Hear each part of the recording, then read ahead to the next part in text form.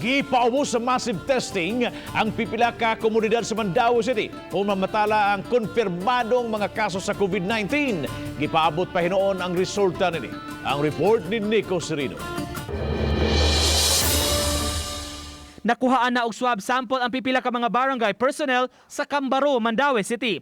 Kahinumduman, mipaubos sila og 14-day quarantine sa Kabalaka nga dunay nakakontak nga COVID positive nga pasyente. Una nang napaubos sa lockdown ang sitio Sili sa maong barangay nga nakatala sab og mga kaso. Samtang nakapahigayon na sab og mass testing ang mga persons deprived of liberty sa Mandaue City Jail.